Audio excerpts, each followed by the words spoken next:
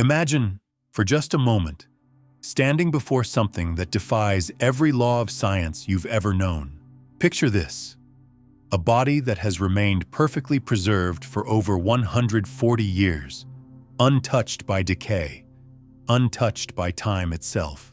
Now, Pope Leo XIV has just made a declaration that is sending shockwaves through the Catholic world and beyond.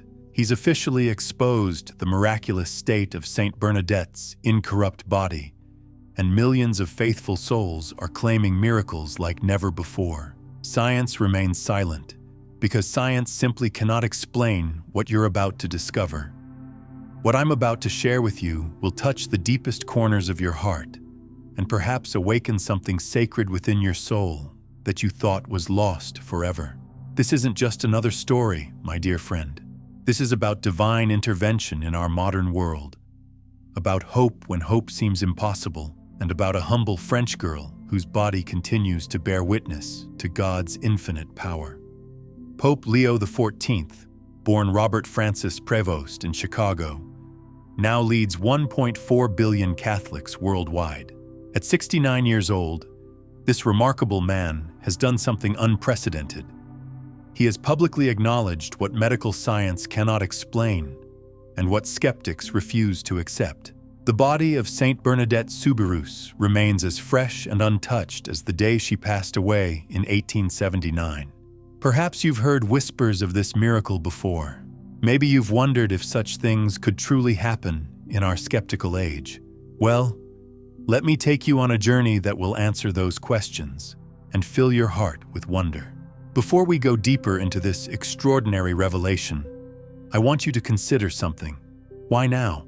Why has Pope Leo XIV, in the very early days of his pontificate, chosen this moment to thrust Saint Bernadette's incorruptibility into the global spotlight? Is it merely a pastoral act, a move to inspire faith in a wavering world? Or is there a deeper, more strategic design at play, perhaps linked to the very struggles and divisions that currently plague the Church? Let me paint you a picture of 1858 in Lourdes, France. Imagine a 14-year-old girl so poor that her family lived in a single damp room that used to be a jail cell. Bernadette Soubirous couldn't read or write. She suffered from asthma and had barely survived cholera. She was, by every worldly measure, insignificant. Yet this precious child was chosen by the Virgin Mary herself for something extraordinary. On February 11th, 1858, while gathering firewood near a grotto, Bernadette saw a beautiful lady dressed in white and blue. This lady, who would later identify herself as the Immaculate Conception, appeared to Bernadette 18 times. Can you imagine the courage it took for this simple, uneducated girl to stand before authorities, townspeople, and skeptics, insisting on what she had seen? The local officials threatened to throw her in prison. They interrogated her repeatedly, trying to make her change her story. But Bernadette never wavered. Her consistency, her peace, her unwavering certainty eventually convinced even the most hardened skeptics. In 1862, the Catholic Church officially declared her visions as worthy of belief. But here's where the story becomes even more incredible, and perhaps where the seeds of a quiet conspiracy begin to sprout. During these apparitions, the Virgin Mary told Bernadette to dig in the ground near the grotto. When she did, a spring of water began to flow. This wasn't just any water, my friend. This was water that would heal the sick, restore sight to the blind, and bring hope to the hopeless. Even during her lifetime, Bernadette was an instrument of God's healing power. There was a newborn baby dying of tuberculosis with no hope of survival. Bernadette had embroidered a small piece of clothing. When this garment was placed on the dying infant, the child was completely healed. Another time, a little girl who couldn't walk was brought to Bernadette. Against the orders of her superiors, Bernadette gently placed the child on the ground. That little girl immediately began running and playing, completely cured. And then there was the miracle of the candle. During one of the apparitions, Bernadette was holding a lit candle. The flame suddenly engulfed her entire hand. For 15 minutes, witnesses watched in amazement as the fire danced around her fingers. Yet, when it was over, There wasn't even a mark on her skin. Not a single burn, not even a redness. The hand that had been touched by divine fire remained perfect and unharmed. Bernadette lived only 35 years. She spent her final years in a convent, suffering from tuberculosis, offering her pain as a sacrifice for souls. When she died on April 16, 1879, something remarkable happened. Her body was buried in a simple grave, but it would not remain hidden for long. In 1909, 30 years after her death, church officials decided to exhume her body as part of the beatification process. What they found defied all natural explanation. Doctors David and Jordan, two respected physicians, examined her remains. They expected to find bones, perhaps some remnants of clothing. Instead, they discovered a body that looked as though it had been buried just days before. Her skin was supple and soft. Her muscles were intact. Even her fingernails were perfectly preserved. There was no odor of decay, no sign of decomposition. The doctors were stunned. This was not natural. This was not explainable by any medical knowledge they possessed. But the Church, ever cautious, wanted to be absolutely certain. In 1919, 40 years after her death, they exhumed her body again. Doctors Talon and Ka conducted another thorough examination. Once again, they found the same miraculous preservation. Her liver, her heart, her internal organs remained intact and flexible. Dr. Ka wrote in his report that what he witnessed was impressive and not natural. The third and final exhumation took place in 1925, 46 years after Saint Bernadette's death. Dr. Kant examined her once more and declared that the flexibility of her muscles and the integrity of her entire body was beyond scientific explanation. The only changes were a slight darkening of her face and hands from exposure to air, which were then covered with a light layer of wax for preservation during public viewing. Since August 3, 1925, Saint Bernadette's incorrupt body has been displayed in a crystal casket in the chapel of the convent of Saint-Gildard in Nevers, France. Thousands upon thousands of pilgrims have knelt before this miracle, witnessing with their own eyes what science cannot explain. Now here's where our story intersects with today's world, and perhaps where the threads of a quiet conspiracy begin to intertwine. Pope Leo XIV's recent declaration has brought renewed attention to this extraordinary miracle. In a world where faith is often challenged, where skepticism runs deep, here stands a pope who boldly proclaims what millions of faithful souls have known for decades. Saint Bernadette's incorrupt body is not just a medical curiosity. It's a divine sign, a heavenly seal of approval on her sanctity. But why now? Why this sudden public embrace? Is it merely a coincidence that this comes at a time of profound division within the Church? A time when ancient traditions clash with modern interpretations and a sense of unease permeates the very fabric of Catholic life? Every year, 6 million pilgrims journey to Lourdes, France. They come from every corner of the earth, carrying their pain, their hopes, their desperate prayers. They come seeking what Saint Bernadette found all those years ago, an encounter with the divine, a touch of heaven in their earthly struggles. The water that still flows from the spring at Lourdes continues to heal. The Catholic Church has officially recognized 70 miraculous cures, each one investigated with rigorous medical and scientific scrutiny. But the unofficial testimonies number in the thousands. Cancer patients who walked away healed, paralyzed individuals who stood up and walked, blind people who suddenly could see, the mentally ill who found peace and clarity. These aren't ancient legends, my dear friend. These are documented cases witnessed by doctors, verified by medical professionals who had no religious agenda, no reason to fabricate or exaggerate. They simply reported what they saw, the impossible becoming possible, the miraculous breaking through into our natural world. But perhaps the most powerful aspect of Saint Bernadette's story isn't found in the dramatic healings or the incorrupt body. Perhaps it's found in the simple, humble way she lived her life. Here was a girl who could have become proud, who could have used her experiences for personal gain or recognition. Instead, she chose obscurity. She entered a convent where she was often misunderstood, where she suffered physically and emotionally, where she offered her pain as a gift to God. When people asked her about the apparitions, she would often say, "The Virgin used me like a broom to clean up, and when the work was done, she put me back in my corner." This humility, this complete surrender to God's will, is perhaps the greatest miracle of all. Now let's consider the implications of Pope Leo XIV's recent declaration. Is this a strategic move to unite a fractured church? Is it a bold reassertion of the miraculous in an increasingly secular world? Or could it be something more? A subtle attempt to shift the focus, to re-establish a sense of divine authority at a time when traditional structures are under unprecedented strain. Think about your own life for a moment. Maybe you've faced struggles that seemed insurmountable.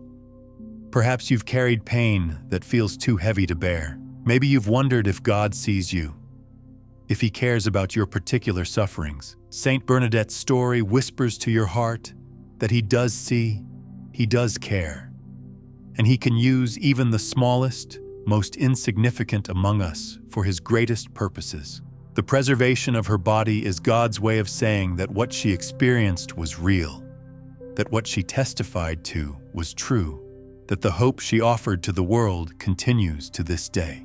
When you look at her peaceful face, unchanged by time, you're looking at a promise that death is not the end, that love is stronger than the grave, that heaven is more real than anything we can touch or see. Pope Leo XIV's acknowledgement of this miracle comes at a time when our world desperately needs hope. In an age of division, uncertainty, and fear, here stands a testimony to divine love that transcends time itself. Here is proof that God has not abandoned us, that miracles still happen, that faith is not foolishness, but the greatest wisdom of all. Every person who visits Saint Bernadette's incorrupt body reports the same experience: a sense of peace, a feeling of being in the presence of something holy, a strengthening of faith that they carry with them long after they leave. Her body, preserved by divine power, continues to minister to broken hearts and weary souls more than a century after her death. But let's consider the more dramatic undertones. Could this public emphasis on a tangible miracle be a deliberate counter-narrative to the ongoing whispers of dissent and the questioning of authority within the Church?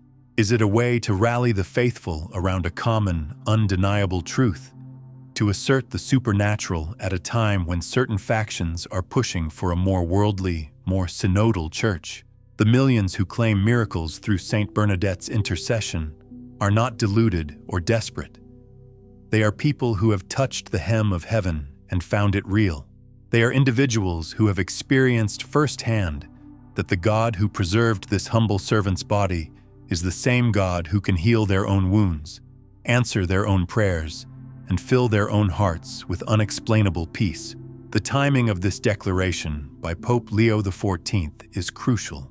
For years, there has been a perception within certain traditionalist circles that the miraculous has been downplayed, even subtly undermined, by those seeking to modernize the Church. The focus has often shifted to social justice, ecumenical dialogue, and a more horizontal understanding of the Church's mission.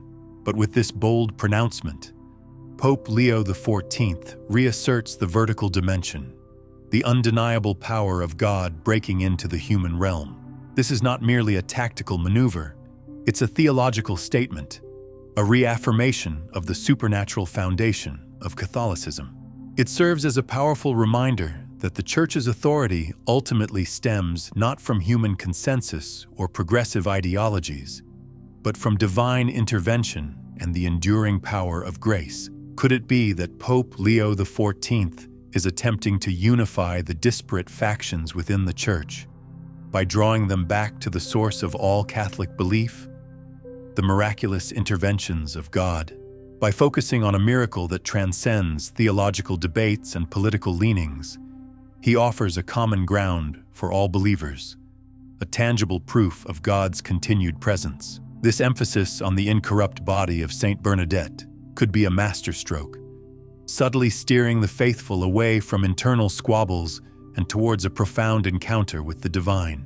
It is a tacit acknowledgement that perhaps, in an era of unprecedented challenges, the Church needs a return to the fundamentals, a regrounding in the supernatural. The very concept of incorruptibility defies scientific explanation, challenging the materialist worldview that has permeated much of modern thought, even within religious circles. By boldly affirming Saint Bernadette's incorrupt state, Pope Leo XIV is not just performing a pastoral duty, he is engaging in a spiritual warfare against the prevailing skepticism of our age. He is saying, unequivocally, that God exists, that miracles are real, and that the laws of nature are subservient to divine will. This declaration, therefore, is not merely about a saint. It is about the very nature of reality itself, a challenge to the assumptions that underpin secular society. Consider the potential implications. If the faithful are drawn back to a profound belief in the miraculous, what does that mean for the internal debates about liturgy, doctrine, and the role of tradition? Does it not implicitly strengthen the arguments of those who uphold the timeless truths of the faith, who see the Church not as an evolving social experiment, but as a divinely instituted body entrusted with the sacred?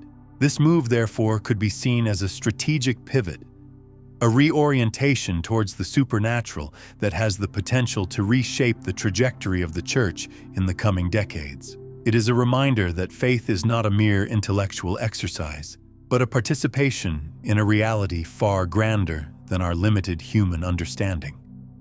As we reflect on this extraordinary story, let us consider the profound implications for your own life. Saint Bernadette shows us that God delights in choosing the humble, the overlooked, the seemingly insignificant to accomplish His greatest works. She reminds us that suffering offered to God is never wasted, that even our pain can become a source of blessing for others.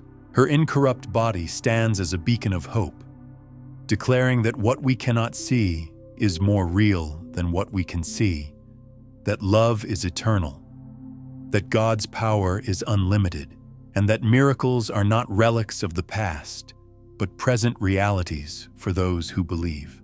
The millions who claim miracles through Saint Bernadette's intercession are not deluded or desperate. They are people who have touched the hem of heaven and found it real. They are individuals who have experienced firsthand that the God who preserved this humble servant's body is the same God who can heal their own wounds, answer their own prayers, and fill their own hearts with unexplainable peace. This powerful declaration by Pope Leo XIV is not just an announcement. It is an invitation to look beyond the headlines, beyond the political maneuvering, and into the heart of the sacred. It is an invitation to embrace a faith that is not afraid of the supernatural, a faith that recognizes the extraordinary in the ordinary and the divine in the human. The quiet conspiracy, if there is one, is not one of malice, but of truth. It is a conspiracy to reawaken the sleeping giants of faith within the Church, to remind every Catholic that they are part of a lineage that extends far beyond the confines of time and space, a lineage touched by the very hand of God. May her story fill your heart with hope, strengthen your faith, and remind you that with God, all things are truly possible. Thank you for joining me on this incredible journey. Until next time, keep believing, keep hoping, and keep your heart open to the miracles that surround us every day, for they are the whispers of God in a world that desperately needs to hear His voice.